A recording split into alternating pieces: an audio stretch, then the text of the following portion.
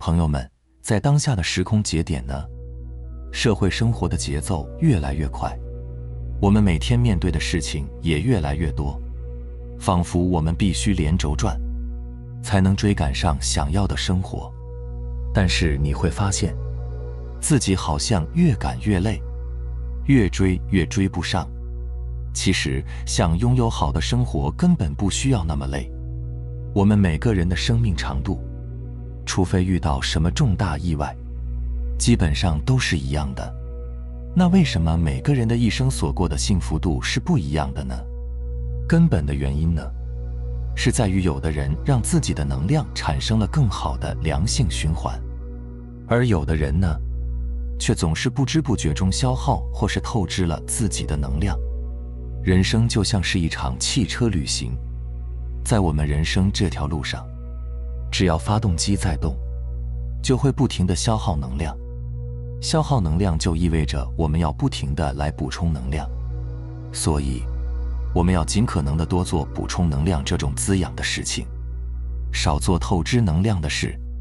只有汲取了丰富的养分，生命才能得到最好的滋养，由内而外的温润通透，散发光芒。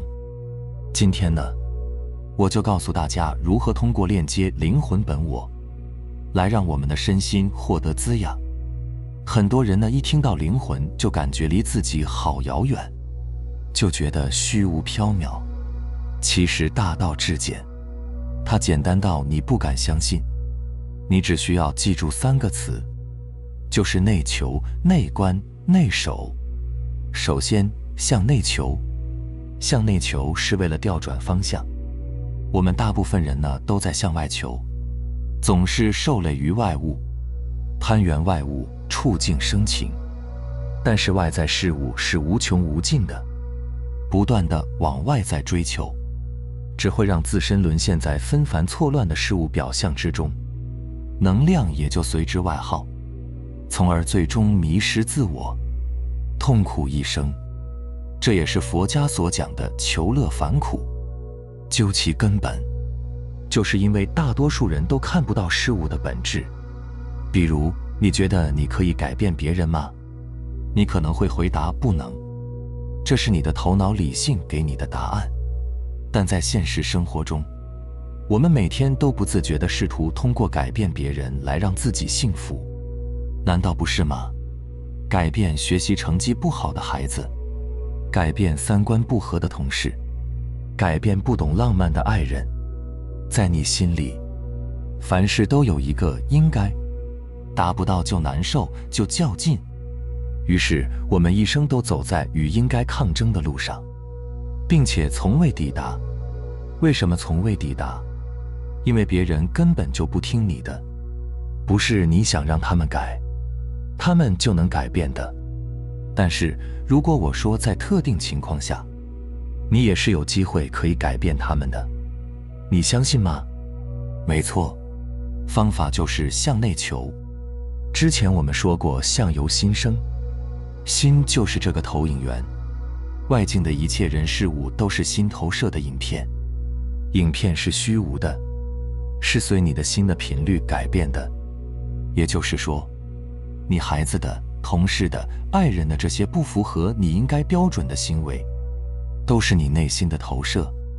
你对他们抱怨、批评、指责、吵架，就相当于对着幕布上投射的影片争吵。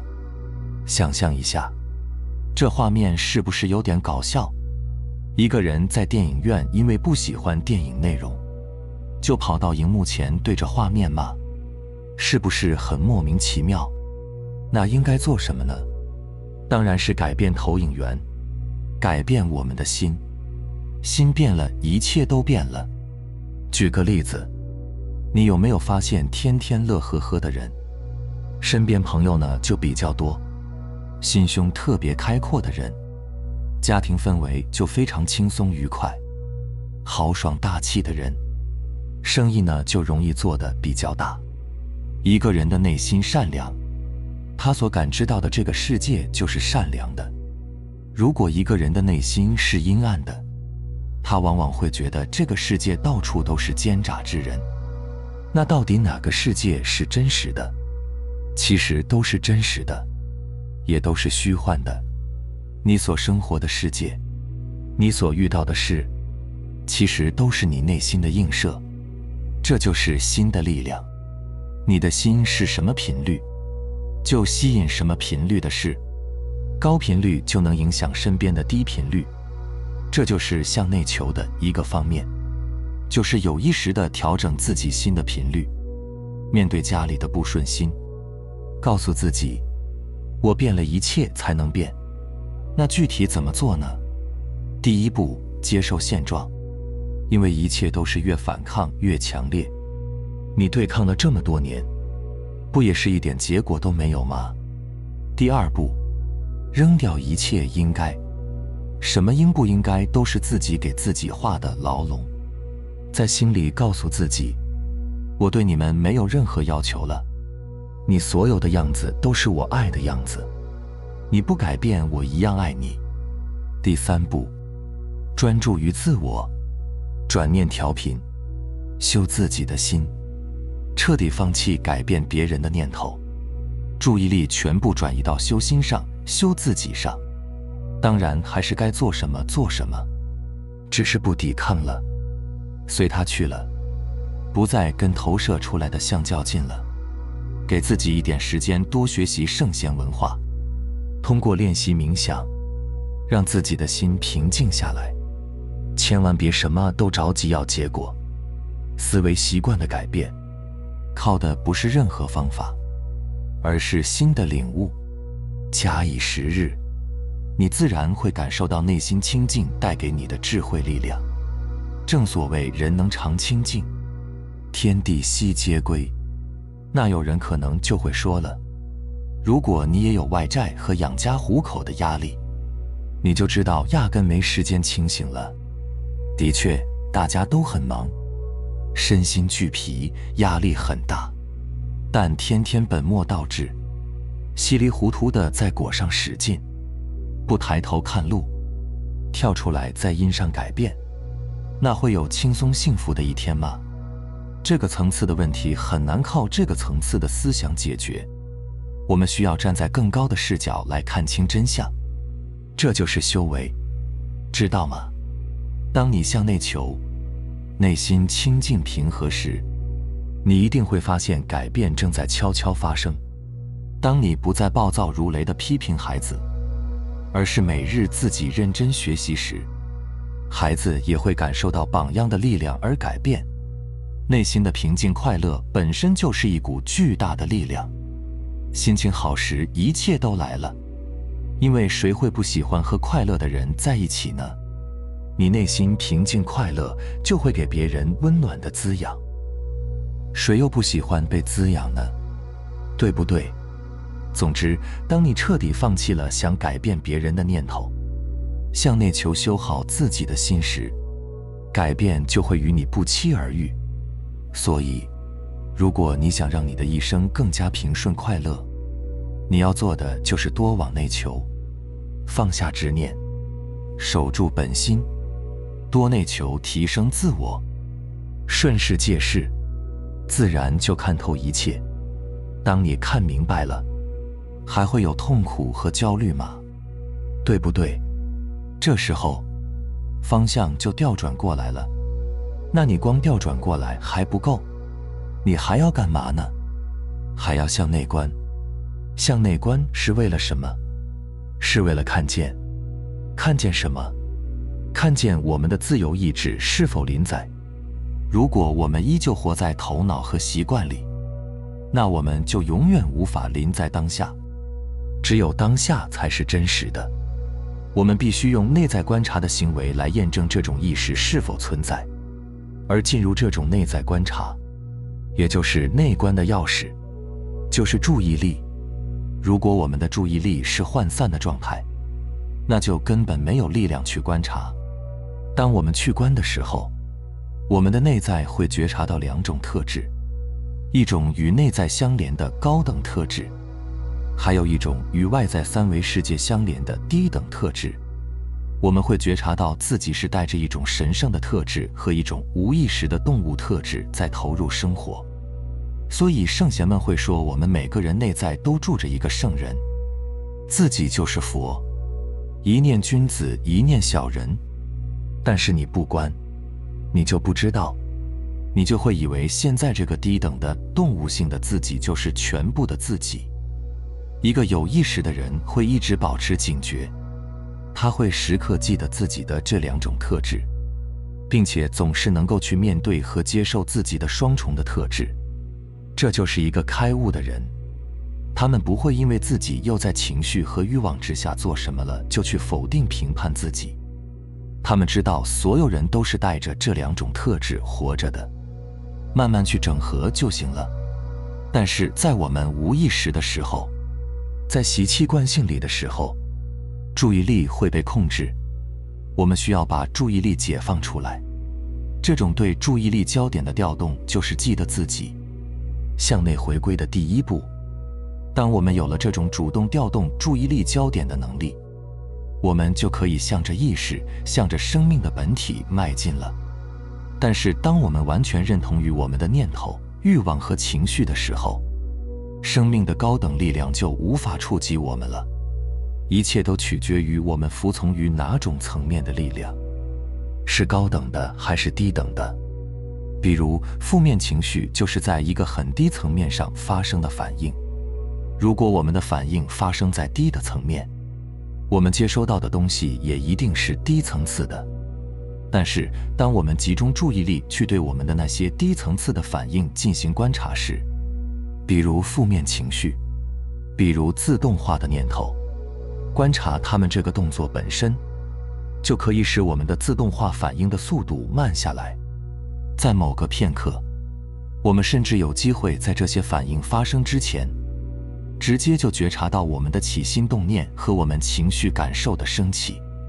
有一个可能大家不太好理解的真相，就是当你不再为了寻求一个结果而去觉察的时候，不是你想要觉察到什么结果和内容而去觉察，你就只是去觉察。只有这个时候，真正的觉察才会发生，你才会离一切相，你的身体才会向更高等的状态敞开，能量才会变得自由起来。没有寻求结果的完全静默的内在观察，就好像是你在用目光跟随着一股湍急的水流。你需要用目光对奔流的水做出预测，你要看到每一个细小波浪的运动。你完全没有时间去构想、去命名、去判断，过程中你没有任何的思考。只有这样的观察才会产生真正的体悟和洞见。最后内守，守的是什么呢？守的是神。什么是神？神是一个人的全部意识。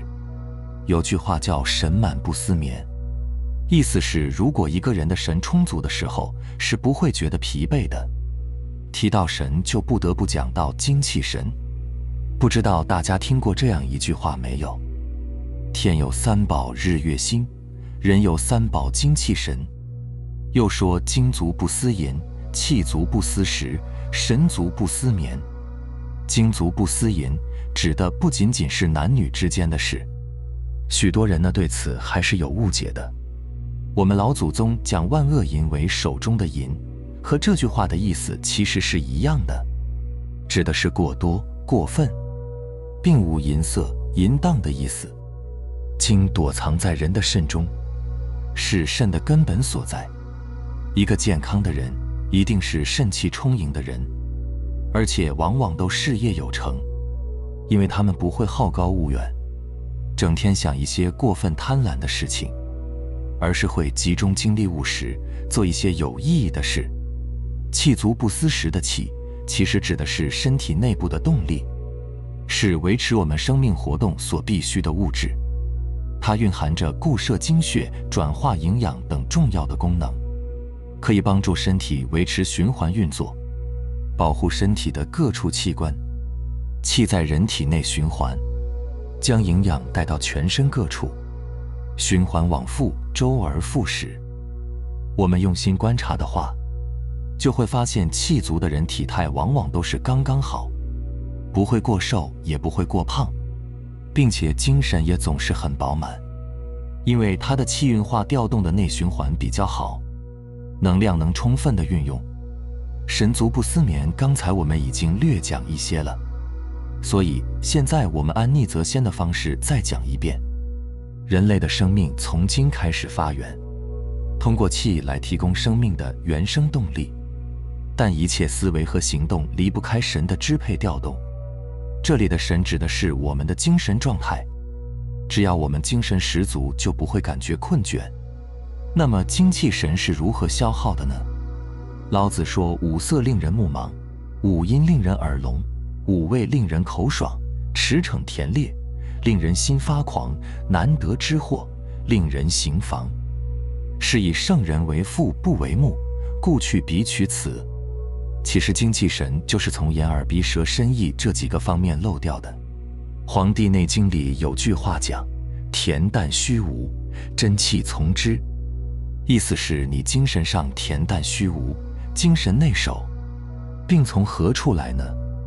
你精神守得住，你身体就好；守不住，身体就不好。你每天去看花花绿绿的世界，比如你看花，眼睛把精神投放在花身上，那你精气神就会流失。晚上习惯性的熬夜，这对于神消耗特别大。这样不仅会造成注意力的不集中，而且还会经常犯困，把时间都浪费在第二天睡懒觉上面。而其中最严重的是过度玩手机、电脑。手机、电脑上面什么都有，都在暗耗你的精气神。比如你跑步，这个是明耗，跑了一段时间，身体就会起保护作用，让你休息。但是你玩手机是在慢慢的耗，你一点感觉都没有。同时，现在很多人吃东西口味越来越重，根本原因就是肾精不足。只有通过这些重口味的食物，才能够把能量给调出来，结果肯定是伤脾胃，越吃越亏。还有更大的消耗来自于你的妄念、思虑、欲望。现在的人的心神几乎是守不住的，每时每刻都飘在外面，都在消耗我们的精气神。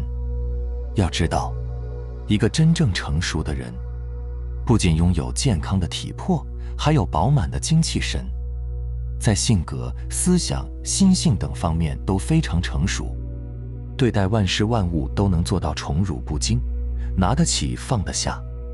面对不利的环境，不会强求去改变，而会主动去适应。在这个过程里呢，寻求一种淡泊宁静。所以我们要通过修行慢慢淡化欲望，做好精神内守，减少消耗，提升身体能量，做到性命双修。所以如何链接灵魂本我，来让我们的身心获得滋养，你就记住这3个词：向内求，向内观，向内守。明白了吗？好了，非常感谢你能看到这里，希望能对你有所触动和启发。我们下期再见。